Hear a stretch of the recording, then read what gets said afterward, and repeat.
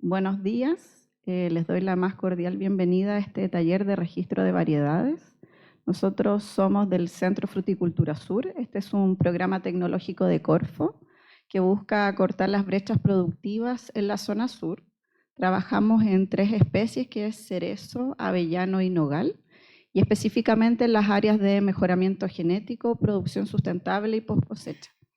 En esta ocasión, el taller es para saber sobre el registro de variedades vegetales y además vamos a presentar parte del trabajo realizado en el área de genética en avellano europeo. Ahora le voy a dar el pase a Cristian Meriño. Él les va a contar un poco en qué consiste uno de los proyectos de avellano y del trabajo que se ha hecho en la región. En este día de lluvia, sean bienvenidos todos. Bueno, Claudia mencionó, ¿no es cierto?, algunos aspectos sobre este Centro para la Investigación e Innovación en Fruticultura para la Zona Sur, ¿no es cierto?, que tiene un código ahí que es un proyecto, un programa respaldado, apoyado por Corfo, ¿no es cierto?, y en el cual participamos distintas casas de estudio, ¿no es cierto?, la Universidad de Chile, la Universidad de la Frontera, la Universidad de Concepción, el INIA también como institución de investigación relacionada con el agro. Yo voy a presentar, ¿no es cierto?, una breve descripción de qué es lo que hemos venido realizando dentro de cada uno de los proyectos que constituyen este programa. Existen 3 portafolios, como mencionaba Claudia, uno de avellano europeo, otro de nogal y un último portafolio de cerezo, donde hemos revisado, ¿no es cierto?, hemos trabajado aspectos vinculados a la sostenibilidad productiva y también a la genética. Por lo tanto, este taller, ¿no es cierto?, sin duda que se enmarca muy bien en esa línea de trabajo, ¿no es cierto?, donde también va a presentar ahí Manuel Toro y Miguel Elena, ¿no es cierto?, bajo la mirada de cada uno de ellos. El proyecto en particular de sostenibilidad de Avellano, ¿no es cierto?, cuenta con 5 objetivos específicos que abordan aspectos relacionados con la nutrición, el tema de enfermedades, ¿no es cierto?, también un poco revisar algunas temáticas vinculadas a lo que es el uso, ¿no es cierto?, de subproductos derivados de la industria que produce, ¿no es cierto?, este frutal en particular, y también conocer un poco cuáles son los desempeños, ¿no es cierto?, que tiene este cultivo dentro de las diferentes áreas principales de producción, ¿no es cierto?, como el Maule, la región de Biobío, Ñuble, la Araucanía y también la región de los ríos. Entonces, por lo tanto, nos comprometimos ahí con un objetivo, con varios objetivos, ¿no es cierto?, que fueron sin duda muy ambiciosos en ese momento. Estamos hablando del año 2016, 2017, ¿no es cierto? Y las cosas fueron cambiando un poquito en términos de frutícolas. Hoy en día hay una mirada hacia, digamos, las emisiones de CO2, balances de carbono, huellas hídricas, etcétera. Pero nosotros tuvimos también digamos, la visión de ir comprometiéndonos con los conocimientos o el desarrollo de investigación base, ¿no es cierto?, para poder ir actualizando también la parrilla de objetivos.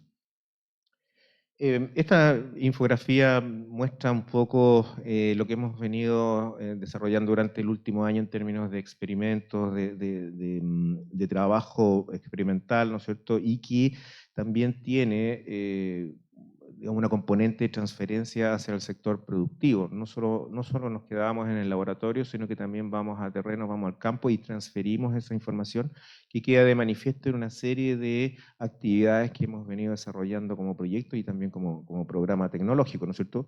El mejor ejemplo es la actividad que tenemos el día de hoy.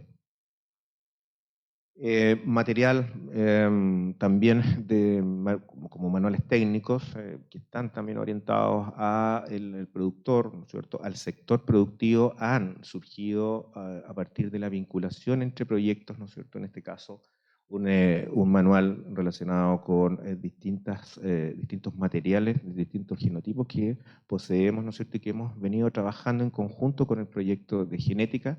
Han sido experiencias que se están consolidando en este tipo de manual para el conocimiento público. Manuales también relacionados con estrategias para optimizar procesos de cosecha, ¿no es cierto?, como es el caso del uso de etileno, que son experiencias que hemos desarrollado durante 3 años en esta especie, de modo con un fin, ¿no es cierto?, de sincronizar la cosecha tan extendida que tenemos en esta especie y con especial énfasis en las condiciones que tenemos en el sur de Chile, donde sabemos que tenemos, ¿no es cierto?, marzos ya, abril con alta humedad, ¿no es cierto?, periodos de lluvia, lo que van dificultando las labores de cosecha y por supuesto también van dificultando la calidad de la fruta, ¿no es cierto?, en términos de humedad. Bueno, la difusión de nuestro proyecto y del programa, sin duda que también se traduce en artículos técnicos, ¿no es cierto?, que publicamos constantemente y durante todos estos años que hemos trabajado en este proyecto a través, ¿no es cierto?, de revistas que son técnicas y que son tienen alto índice de lectura, principalmente en el sector relacionado con agricultura, actividades de seminarios, ¿no es cierto?, que también, como les señalaba yo, constituyen instancias, ¿no es cierto?, para poder ir entregando información actual, información que sea, ¿no es cierto?, de gran valor para el productor, especialmente de la zona sur de nuestro país. Bueno, todo este trabajo de difusión, de transferencia, sin duda que no es algo tendencioso, no es algo que nosotros consideremos bueno o malo, sino que surge también del trabajo con un respaldo científico y que queda de manifiesto en publicaciones y en artículos científicos que tenemos la capacidad de poder transmitir, de poder traducir el lenguaje científico, ¿no es cierto?, a un lenguaje más técnico, un lenguaje mucho más productivo que le interesa al productor, ¿no es cierto?, o al sector productivo en particular. Bueno, formación de capital humano avanzados también está dentro de nuestras prioridades, ¿no es cierto?, la interacción de este tejido productivo entre la academia y también el sector productivo se transforman en los ejes y desafíos que tenemos en este proyecto. El tema de la difusión también involucra, ¿no es cierto?, el trabajo con colegios, también digamos, instancias, ¿no es cierto?, educativas, donde hemos ido a trabajar, hemos ido a presentar diferentes temas, diferentes resultados, ¿no es cierto?, con una mirada, por supuesto, muy ajustada para escolares, en este caso, ¿no es cierto?, estudiantes de educación media o escuelas, por ejemplo, rurales, ¿no es cierto? Ayer tuvimos una actividad en un colegio rural donde se presentaron, ¿no es cierto?, temas que son de interés para los estudiantes y que viéndolo con una mirada de proyección, ¿no es cierto?, sin duda que son el futuro, ¿no es cierto?, y muchos de ellos van a estar vinculados al área de la fruticultura. Toda esta información en mayor detalle, ¿no es cierto?, aparecen en la página del Centro de Fruticultura, que es, digamos, la plataforma, la interfaz para mostrar todos los antecedentes y los adelantos, los trabajos, la investigación, el desarrollo y la innovación que hemos llevado a cabo durante todos estos años, ¿no es cierto?, como equipo de trabajo, considerando todas las universidades que participan en este proyecto, además de las empresas que están vinculadas y los productores que están asociados a este programa tecnológico. Así es que ahí está la página, ¿no es cierto?, para que nos visiten y puedan interiorizarse en mayor detalle de este programa tecnológico. Muchas gracias. Y ahora dejo a Claudia, ¿no es cierto?, que va a presentar a nuestro siguiente invitado. Ahora el doctor Miguel Elena va a presentar la exposición Prospección y selecciones clonales de avellano europeo. El doctor Elena trabajó como director cuando pertenecía a INEA del proyecto que nosotros tenemos en el Centro Fruticultura Sur sobre sobre el mejoramiento genético de avellano europeo. Uno de los objetivos era la introducción de nuevo material al país que pudiese ser una alternativa para la industria y lo que actualmente se produce en Chile. Así que nos va a hacer esta presentación. Adelante. Sí, muy buena la aclaración. dado que hoy día la presentación es sobre un proyecto, digamos, que tuvimos en línea de prospección y selección de materiales de avellano europeo, pero sumado a eso, está un segundo proyecto, digamos, a través del PETEC, que es genética de avellano europeo, donde se hicieron introducciones de materiales desde Italia y España, pero de variedades libres, digamos, no variedades registradas. Digamos. Bueno, primero comentarles que en Chile, digamos, la producción de avellano se concentra desde la zona centro-sur, estamos hablando fundamentalmente del Maule hacia el sur, y hasta Osorno, digamos, por el sur del país. Y hoy día, a diferencia de hace unos par de años atrás, tenemos una sola variedad comercial de importancia, que es Tonda Gifone, que es una variedad italiana, antigua, libre, digamos, que no está registrada, y es la que predomina. ¿Y por qué predomina? Porque es la que demanda la industria. O sea, el poder comprador que tenemos en Chile es Agrichilo, o sea, Ferrero, y Ferrero demanda esa variedad italiana porque tiene características especiales de alta calidad para sus procesos industriales. Sin embargo, ¿por qué nace este proyecto y por qué después continuamos con el PETEC? Porque es peligroso basar una industria en una sola variedad. Entonces, a raíz de eso, y también pensando no solamente en los grandes productores, sino que también a nivel de pequeños productores, nosotros hicimos este proyecto de selección, de prospección y selección de materiales, de manera de poder disponer de una mayor variabilidad de recursos genéticos para poder, digamos, utilizarlos bajo distintas condiciones agroecológicas y que se adapte a distintas condiciones de territorios diferentes, digamos, donde se pudiera también trabajar con avellano europeo. Todos estos materiales fueron introducidos por los inmigrantes europeos a Chile, fundamentalmente al sur del país, inmigrantes de origen alemán, italiano, francés, suizo, etcétera, que trajeron estos materiales. En ese entonces no existía el SAC, por lo tanto traían los materiales, y un material bastante interesante porque nos hemos dado cuenta después de las selecciones que reúnen ciertas características interesantes para la industria. Y la Araucanía, hay que destacarlo, es un área interesante donde se encuentra concentrada este germoplasma que fue introducido por los inmigrantes y particularmente en la zona sur de la Araucanía. Y por otra parte, la Araucanía es hoy día la segunda área de importancia a nivel país en producción de avellano europeo, superando las 8.000 hectáreas plantadas, pero fundamentalmente con una variedad, como les comentaba, que es la Tonda de Gifone.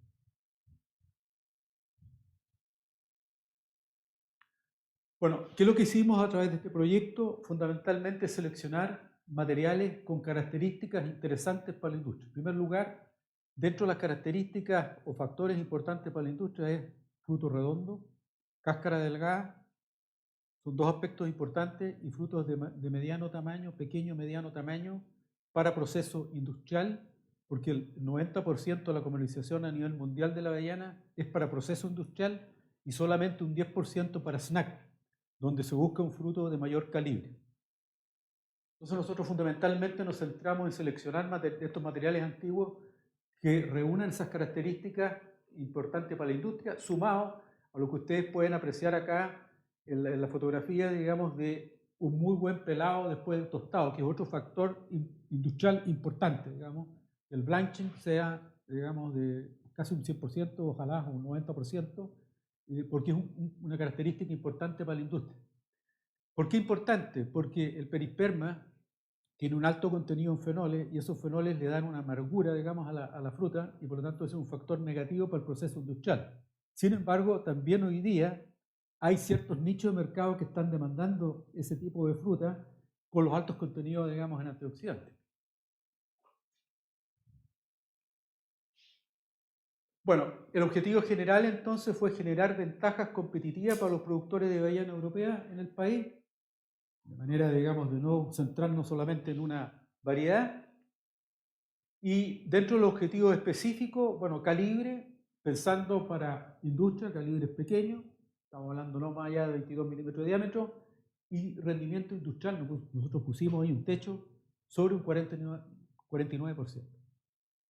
Hoy día la segunda variedad, por ejemplo, de importancia en el país, Barcelona, que la estamos utilizando actualmente principalmente como polinizador, que tiene un bajo porcentaje de rendimiento industrial, estamos hablando de un 39% porque es una fruta muy grande y de cáscara gruesa.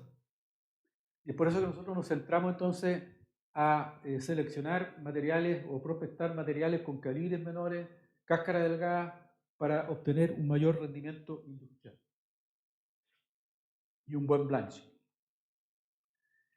Dentro del objetivo también es contribuir al rescate y conservación de la diversidad genética local, lo cual es muy importante porque si estamos pensando, ¿cierto? Tú comentabas del tema del registro de variedades, si nosotros estamos pensando a futuro, por ejemplo, en montar un programa de mejoramiento genético a nivel país en avellano europeo, nosotros necesitamos diversidad. O sea, por eso es que es importante, digamos, el rescate de estos materiales y que no se produzca la erosión genética de ellos. Lo que estamos viendo ahí en pantalla son de esos materiales antiguos que están hoy día, digamos, en forma abandonada, casi, digamos, en las huertas caseras de los productores donde nosotros rescatamos estos materiales y lamentablemente muchos de ellos ya se perdieron. Dentro de los resultados importantes fue la selección de materiales plus, que le llamamos nosotros, para calibre, pensando en el mercado en cáscara, que es un 10% que señalábamos solamente, pero igual es un mercado, a pesar que es un nicho, ¿cierto?, dentro del mercado general, pero igual es interesante. Y lo otro fue un estudio del perfil de ácidos grasos y producción de aceite. Fundamentalmente importante el tema de los ácidos grasos para darle estabilidad a la fruta en post cosecha. O sea, ahí es importante la relación de los ácidos grasos. Y lo otro interesante también es la producción total de aceite, porque existe un nicho de mercado que nosotros no hemos explotado como país, que es la producción de aceite de avellana europea. De hecho, en Europa hoy día está creciendo, digamos, el mercado, son nichos, pero está creciendo en países como Italia, Francia, España, donde se vende, digamos, el aceite de avellana europea con precios muy altos, y por tanto también podría ser una alternativa productiva interesante, y particularmente pensando en proyectos para la pequeña y mediana agricultura. Hoy día, un gran agricultor lo veo difícil que entre en este negocio, porque es un nicho de mercado, pero sí podría ser algo interesante para la pequeña agricultura, dado que se puede diferenciar, ¿cierto?, de la producción masiva que están haciendo los productores más grandes. Otra parte del proyecto importante fue la selección de plus para rendimiento industrial, que ya les señalaba, o sea, rendimiento en pepa, estamos hablando sobre un 49%, que es factor de importancia para la industria de transformación, fundamentalmente para la producción de chocolate. ¿Y qué es lo que nos arrojó, digamos, el estudio? Que el 60% de lo que nosotros preseleccionamos, digamos, y prospectamos, presentó forma globular. Del total, el 60% de los materiales presentó forma globular, que es un factor importante que le interesa, digamos, a la industria. Y el 10% presentó frutos muy grandes, pensando en ese 10% para el mercado, digamos, nicho, ¿cierto?, que es para vender en cáscara. Por ejemplo, un mercado interesante para venta en cáscara es China. En China hay una demanda importante para snack, demandan frutos grandes. De hecho, Estados Unidos, que nosotros hemos introducido como país varias variedades nuevas de Oregon, en avellano europeo, que están orientadas a la industria, pero en Estados Unidos su principal mercado es la exportación a China, digamos, en frutos grandes en cáscara, y es por eso que también seleccionaron una nueva variedad resistente, digamos, al Eastern, que tiene, digamos, un tamaño grande, como algunas de las variedades nuevas que ellos han generado.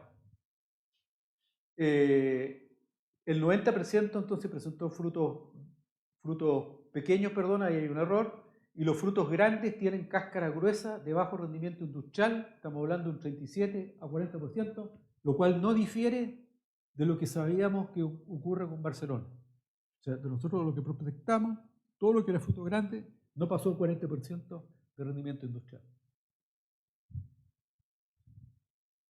Bueno, acá hay un grupo de materiales, digamos, seleccionados para mercado en cáscara, con frutos muy grandes. Hay algunos de ellos que tienen los nombres de los sectores, de los agricultores, que destacan por ser de frutos de muy gran tamaño, y lo interesante es que es una fruta también globular, porque todo lo que es cilíndrico, fundamentalmente, después nosotros lo dejamos fuera, porque en avellano europeo ustedes pueden encontrar frutos redondos, ovoides, cilíndricos, cortos o largos, pero que no tienen importancia desde el punto de vista, digamos, comercial. pueden tener importancia desde el punto de vista, algunos de ellos como polinizadores, ya que sean genéticamente compatibles con la variedad principal, porque el avellano europeo no es compatible, digamos, es incompatible, digamos, y se necesitan, digamos, polinizadores para poder lograr, digamos, producir, digamos, la variedad principal. No se autopoliniza. Respecto a las principales selecciones para rendimiento industrial, que es lo más importante, porque es el 90% del mercado, bueno, importante el blanching, que es el pelado que comentábamos, el 30% de las selecciones presentó una buena aptitud industrial, blanqueado el perisperma. Después les voy a comentar cuáles son las candidatas más interesantes que hoy día las estamos evaluando a través del PETEC en el Centro Experimental McEwen. Y destacan dentro de ellas las selecciones Helmut Anders 5 y de la barra 6, con muy buen desprendimiento del perisperma, luego el tostado, y un fruto redondo, digamos, con las características que señalaba, ¿cierto?, que son demandadas por la industria. Aquí aparece un listado de las 10 principales, pero fundamentalmente la variedad principal, a mi juicio, es Martin Anders 5 y de la barra 6, y fundamentalmente, como ustedes pueden apreciar ahí, por el tema, digamos, de el rendimiento industrial y la forma globular. Fíjense que el número 6, que es Helmut Anders, presenta un 52.7% de rendimiento industrial, lejos superior a lo que tenemos hoy día con nuestra principal variedad comercial, que es tonda gifónica, alcanza 45, 46, máximo 47%, no más allá. Por lo tanto, es una candidata interesante desde el punto de vista ya por la calidad y pensando también como un parental interesante para futuros programas de mejoramiento genético, por la característica, digamos, interesante de la fruta. Si ustedes se fijan, todos los materiales seleccionados presentan, digamos, rendimientos industriales sobre el 49%, pero insisto que es interesante la forma globular respecto a las otras formas, como los cilíndricos, digamos, los subcilíndricos, que son frutos alargados que no tienen importancia desde el punto de vista industrial. Esta es la principal candidata, Helmut Anders 5, que tiene un muy buen blanching, excelente, completo, digamos, casi un 100%. Y hoy día la estamos, digamos, evaluando en la UFRO, en McEwen, viendo su comportamiento productivo, porque estas son las características, digamos, de la fruta, pero lo que nos interesa, ¿cuánto produce esa variedad? Es una variedad que realmente se adapta y produce, digamos, 3.000, 4.000 o 5.000 kilos de fruta por hectárea, que es lo que se está produciendo hoy día en huertos bien manejados. Ahí hay un tema no menor, y tú lo señalabas, ¿cierto?, que no solamente lo da la genética, la variedad, sino que también el manejo, muy importante el manejo para poder expresar, ¿cierto?, el rendimiento.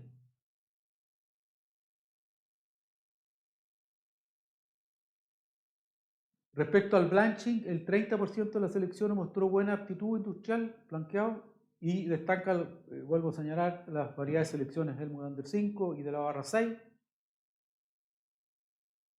Y respecto al perfil de ácidos grasos que les comentaba, en relación a los ácidos grasos, la selección de la barra 6 también presentó el porcentaje más alto en ácido oleico, un 78%. Exactamente lo mismo que el aceite de oliva. O sea, el aceite del avellano es muy similar al aceite de oliva respecto a la composición de los ácidos grasos. Y en este caso, digamos, interesante lo que arroja esta variedad, esta selección, perdón, que tiene, digamos, un 78% de ácido oleico. Hay otra selección que es Ocasión 16, presentó el mayor porcentaje en ácido linoleico, y de la selección de la barra 7 presentó el mayor porcentaje en grasa, en producción de aceite, un 62,4%. El 62,4% de la pepa, aceite, lo cual es bastante interesante, digamos, superior a lo que habíamos medido nosotros, por ejemplo, en Barcelona chilena, porque nos alegaban que la Barcelona nuestra era distinta a la Barcelona americana. Nosotros hicimos, en el tiempo que yo estaba en la línea, los análisis, digamos, de DNA, y no hay ninguna diferencia genética. Lo que pasa es que hay un efecto del medio ambiente, solamente del medio ambiente. Por eso que la característica de nuestra Barcelona cuanto a las características de la fruta un poco distinta a la americana, pero genéticamente es lo mismo. Bueno, esos son los ácidos grasos principales: ceoleico, linolénico, palmítico, esteárico y otros. Lo que nos interesa a nosotros, que fundamentalmente tanto el palmítico como el esteárico sean bajos, grasos saturados, digamos, que sean bajos respecto a los demás, y esto nos va a dar la posibilidad de poder lograr una fruta de alta calidad y que tenga también una buena duración en post cosecha. Dentro del estudio también quisimos ver si había diferencias muy marcadas entre los materiales seleccionados, y no voy a entrar en mayores detalles, pero hay un grupo importante que son muy similares, un grupo importante de selecciones que son muy similares genéticamente y están bastante emparentados respecto a otros materiales que están muy alejados. Y a nosotros, digamos, nos interesaba fundamentalmente los que estaban muy alejados, porque la gran mayoría de los que están cercanos tienen características muy similares a Barcelona.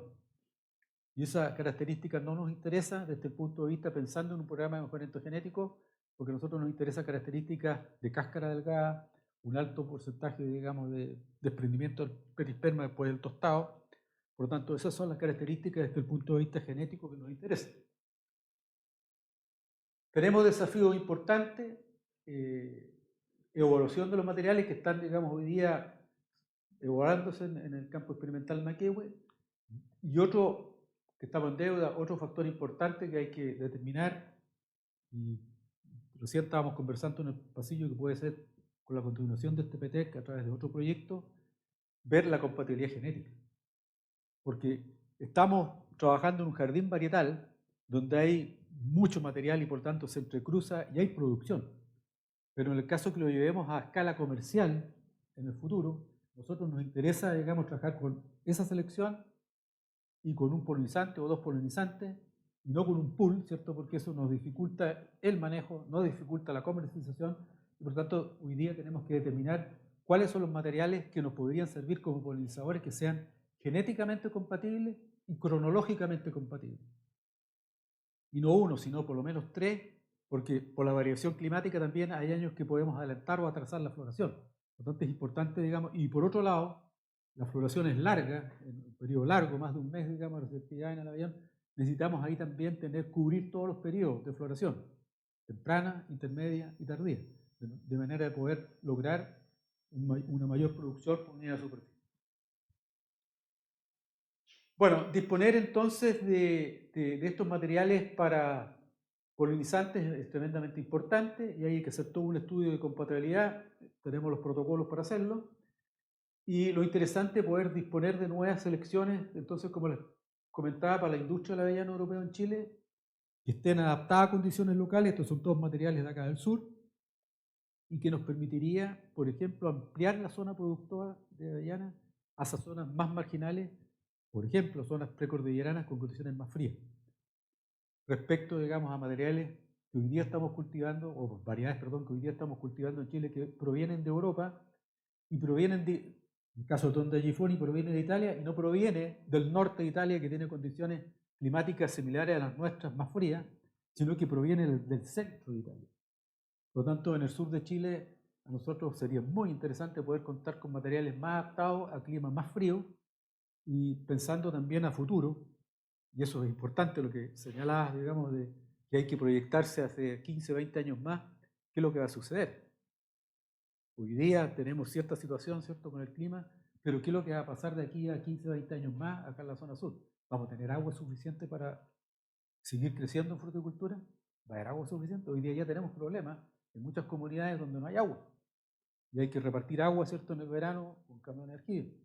Por lo tanto, ahí también hay un desafío grande, y que es otra pata, digamos, del proyecto, que es el tema de los portainjertos. Por eso que consultaba, porque otro proyecto que nosotros trabajamos en línea fue la selección de material clonal para desarrollar portainjertos, pero con un objetivo bien específico de evitar el problema de los hijuelos en el avellano, que es un costo importante para los productores, porque el avellano emite hijuelos desde la base y hay que controlarlo, y por otro lado también es un factor de contaminación ambiental.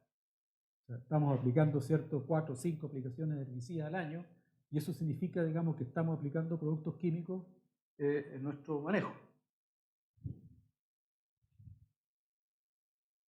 Y otra cosa interesante que se desarrolló fue la introducción de nuevo germoplasma desde Europa a través del PETEC, con la Chile, Línea y la UFRO, y en este caso, digamos, con apoyo también de Ferrero, no AgriChile, sino que Ferrero Italia, que nos ayudó, digamos, a hacer la introducción desde Italia, y nosotros hicimos las introducciones desde España, digamos, con otros materiales más, para poder, digamos, disponer de una mayor diversidad genética que hoy día está en etapa de evaluación, y es por eso que hay que darle una continuidad a este proyecto, porque recién se plantaron, digamos, hace poco, digamos, los materiales, porque todo este material, para evitar todo el tema de la cuarentena, se trajo in vitro, y por lo tanto, digamos, se desarrolló ese material, se hizo crecer, y hoy día recién se está estableciendo, y por lo menos en 4 o 5 años más vamos a tener, digamos, respuestas productivas y ver cuál es su comportamiento a nivel, digamos, local.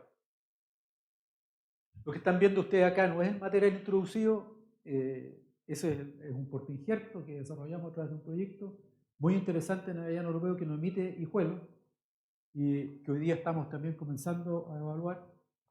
De hecho, vamos a presentar un trabajo, digamos, en el próximo congreso del avellano europeo sobre la importancia que tiene este portainjerto, no solamente en no emitir hijuelo, sino que también anticipa la entrada en producción. De hecho, ya las primeras mediciones nos están indicando que estamos, digamos, anticipando la entrada en producción en 2 años, con floraciones que aparecen 2 años antes, digamos, respecto a una planta autorradicada.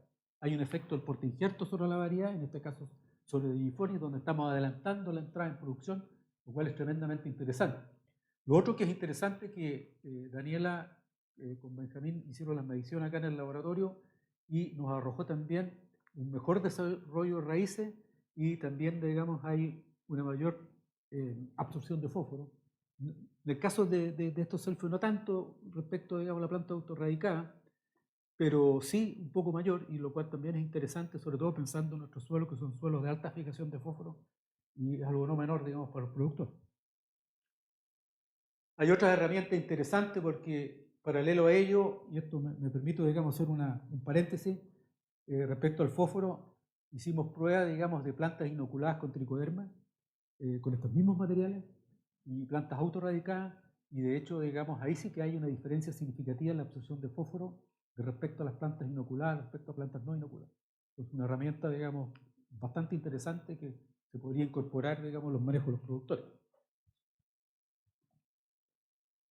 Bueno, era una presentación muy corta, porque me habían pedido, digamos, unos par de minutos, pero en general, digamos, son 2 cosas importantes. Una, el rescate de material que se estaba perdiendo, y dentro de ese rescate, 2 materiales muy interesantes que están arrojando, digamos, rendimientos industriales muy altos, un blanching también elevado, y por lo tanto, digamos, ya teniendo, digamos, la compatibilidad genética, podríamos pensar que esos materiales se podrían, digamos, trabajar comercialmente y también como parentales para utilizarlos como padres, ¿cierto?, para un programa de mejoramiento que no deja ser, digamos, menos. No sé si hay alguna consulta, alguna duda.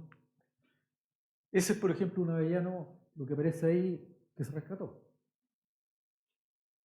Son árboles gigantes, digamos, que están abandonados, pero que tienen una adaptabilidad muy interesante, porque sin problemas de enfermedades de la madera, hoy día un gran problema que tenemos en los huertos comerciales, que no es menor, que lo que está ocurriendo en otros frutales también, que está apareciendo una gran presión de enfermedades de la madera, que es un tema, digamos, que también vamos a tener que preocuparnos, que no menor.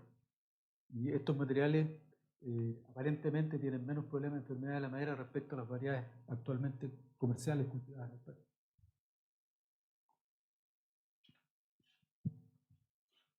¿Preguntas?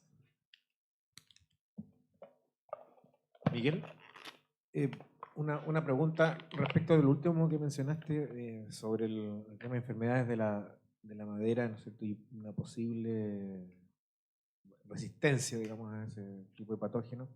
Por el lado de los insectos, de las plagas, ¿no es cierto? Hoy en día que los curculiones en el fondo están generando, digamos, un gran problema, tienen una alta presión acá en la zona sur, especialmente. ¿Consideras tú que podría haber también un trabajo en ese sentido? Ver si es que algunos de estos materiales pudiesen tener cierta componentes, ¿no es cierto?, que que eviten que las larvas, ¿no es cierto?, generen daños a nivel radical. Mira, estos materiales que están aislados, no se ha visto el daño tan severo, porque hay huertos que un 30 o un 35% están afectados por curculiones. Exacto. Huertos comerciales. De hecho, hay huertos grandes que han tenido que arrancar 10, 15, 20, 30 hectáreas de avellano. Es un problema no menor. Lo que pasa es lo siguiente, que estas plantas aisladas en general son plantas aisladas.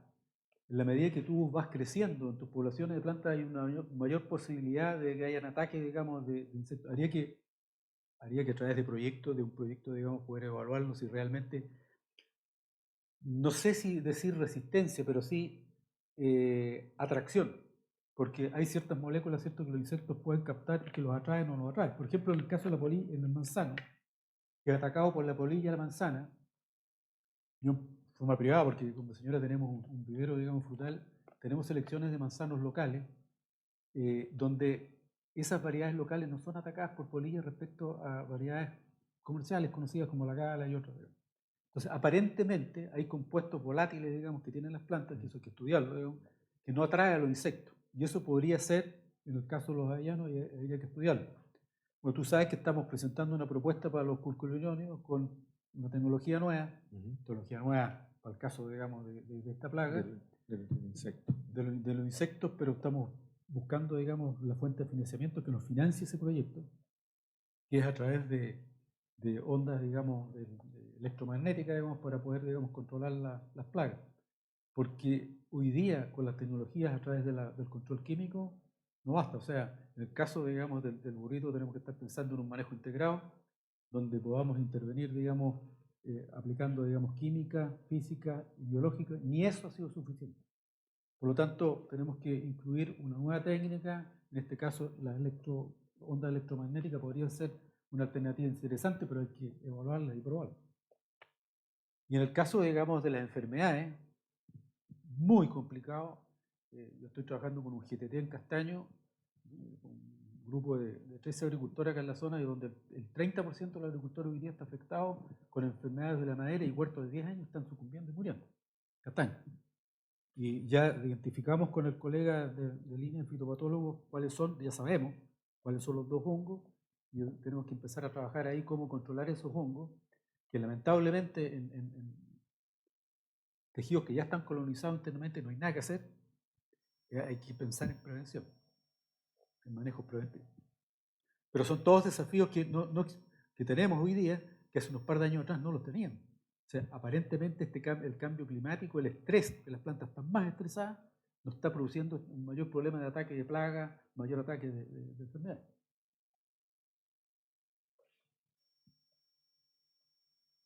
¿Alguna consulta?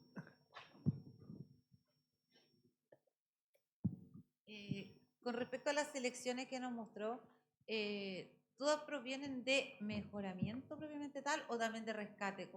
Todas rescate. Todas son rescate. Hay dos partes que presenté. Una, la primera parte, que son la prospección y selección de materiales, sí. Es, digamos, rescate genético de la introducción que hicieron los europeos. Sí. Y hay una segunda etapa de un proyecto que se hizo con la Chile, digamos, con INEA y UFRO, que es la introducción de material desde Europa. Perfecto. Ya, pero ese material que se introdujo de Europa no corresponde a programas de mejoramiento genético, digamos, de cruzamiento genético, sino son selecciones de poblaciones. Porque lo que hoy día tenemos, por ejemplo, Tonda y en Barcelona, no vienen producto de un programa de cruzamiento, como es el caso, por ejemplo, de las variedades americanas. Yamhill, por ejemplo, Jefferson, eso sí corresponde a un programa de mejoramiento genético que hicieron los americanos, pero fundamentalmente para poder, digamos, evitar el problema que tienen, ¿cierto?, con el anisograma, digamos, que le estaba matando, digamos, gran parte de los huertos. No, estos son materiales, digamos, que están libres, de libre disposición, porque eso es lo que le interesaba también a Ferrero, para que tuvieran mayor, digamos, disponibilidad a los agricultores de esos materiales, porque si no, se restringe mucho. Que también es otro tema. O sea, si nosotros queremos meter en el carro, digamos, de la producción a los pequeños agricultores, cuando entramos en el tema de los clubes, que se restringe tanto, los pequeños agricultores no tienen acceso. Entonces nosotros tenemos que pensar, y fundamentalmente en esta región, donde la gran mayoría de la tierra, digamos, está en manos de pequeños productores. Entonces también tenemos que buscarle solución a esos productores. ¿Y esta planta, en el fondo, en cuántas localidades se está probando acá solamente en la zona? Sí, solamente en la zona, en 2 localidades, en Inia, y ¿Ya? la réplica que está acá en Maquehue, digamos, en la UF. Y lo otro con respecto a lo que habló de los portainjertos inciertos. Sí. ¿Por qué portainjertos y no árboles inciertos? Lo que pasa es que hay 2 temas ahí importantes.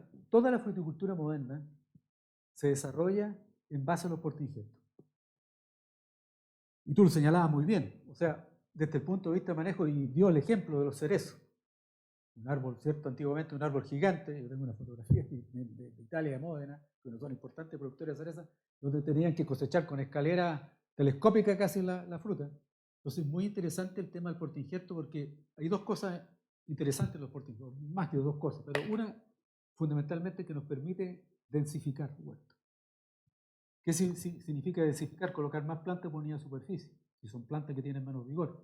Y eso nos ayuda a tener mayor producción por unidad de superficie y a adelantar la entrada en producción. Muy importante.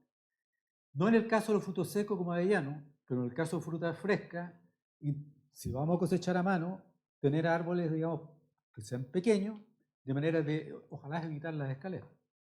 Lo otro es el desarrollo radicular. Hoy día, con toda esta cuestión del cambio climático, como hay que replantearse y pensar que también son importantes los portainjertos con mayor vigor, pensando en el estrés hídrico. Y es por eso que nosotros, digamos, estos materiales que seleccionamos para portainjertos en el avellano europeo cumplen también esa función, que tienen un mejor desarrollo radicular. No solamente para el estrés hídrico, sino pensando también en producción orgánica, donde lo interesante es poder explorar una mayor unidad de superficie de suelo a través de las raíces, que también un portainjerto que tenga mayor vigor es interesante. Y lo otro, que un portainjerto más vigoroso nos da mayor resistencia a enfermedades de las plantas. Lo hemos visto específicamente en el caso del cerezo. En el caso del cerezo, en esta zona, desde la Araucanía hacia el sur, el mejor portainjerto que se ha comportado en muchas variedades de cerezo es Colt, que tiene mayor vigor respecto, por ejemplo, a los portainjertos más enanos, como todos los de la serie Gisela, por ejemplo, que están mucho más susceptibles a cáncer bacterial, que es la principal enfermedad que tenemos, digamos, por Pseudomonas en cerezo. Entonces también tenemos que pensar no solamente el tema, digamos, de densificar, sino que también tener materiales que sean más resistentes y tolerantes a estreses, tanto abióticos como bióticos. Esa es una tarea importante. ¿Y estos portainjertos son los que está generando in vitro? Esos portainjertos los generamos in vitro.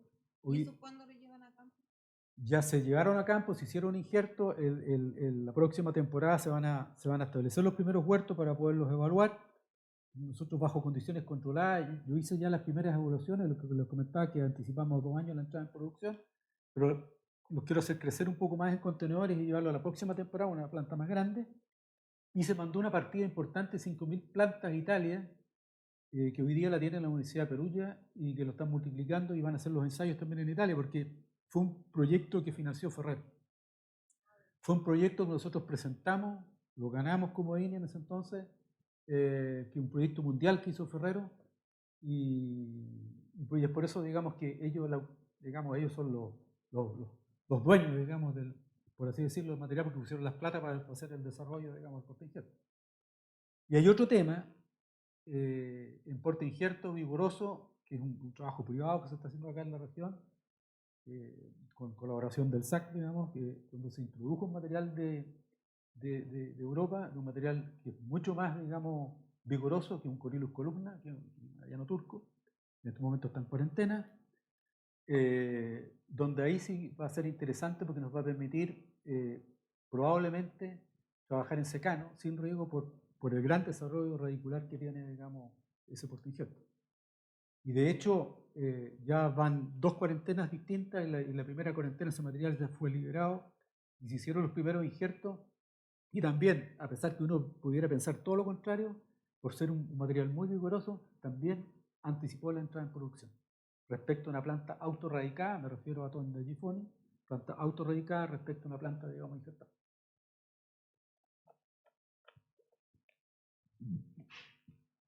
¿Hay alguna otra pregunta, un comentario final? Miguel, respecto de estos materiales que mostraste ahí, ¿Qué hay del tema de o fenómeno del desorden fisiológico de la mancha de café? ¿Has revisado algo? Tenemos que evaluarlo porque yo no sé si tú, Daniel, has visto, digamos, que haya mayor incidencia o no en el campo, ¿no? En mancha de café, en estos materiales. Yo no he visto. Yo no he visto hasta la fecha. O sea, lo que sí hemos visto es que mancha de café está muy relacionada también a condiciones climáticas. Ciertas temporadas, digamos, donde tenemos primaveras, por ejemplo, más frías y con más humedad, se acentúa más el problema. Y también un factor bastante varietal, porque por lo menos en zonas frías y con más lluvia, lo he visto más acentuado ¿cómo se llama?, en Barcelona que en Gijón. A pesar que tú me decías la otra vez que lo habías visto, por ejemplo, estoy equivocado, en Gijón.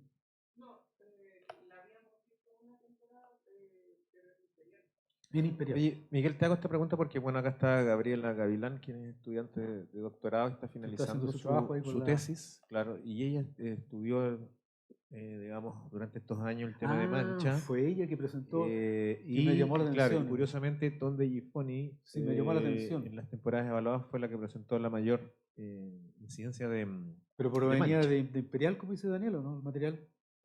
Sí, porque de todo lo que nosotros hemos visto, de plantaciones desde Angol hasta, digamos, Osorno, siempre Barcelona la que tuvo mayores problemas, o tiene mayores problemas, y particularmente, como les digo, en años, en temporadas donde la primavera es muy fría, que también en esas condiciones tenemos los menores rendimientos, con primaveras muy frías. Pero eso es otro tema. Lo que pasa es que el tubo polínico del avellano, bajo condiciones frías, no crece. El avellano es una planta prehistórica, en el sentido, digamos, que está floreciendo ahora, tiene un ciclo muy largo, y estamos cosechando el otro año, ¿cierto?, en marzo, abril del otro año, y florece ahora, pero la fecundación se produce en primavera. Y para que ocurra una buena fecundación necesitamos de 20 a 21 grados, eso es lo óptimo, 21 grados es lo óptimo. Es difícil lograr 21 grados bajo nuestras condiciones acá. Entonces, hay años cuando tenemos temperaturas muy bajas en primavera, el tubo polínico le cuesta crecer, digamos, desarrollarse y no alcanza los óvulos, entonces tenemos una menor fertilización.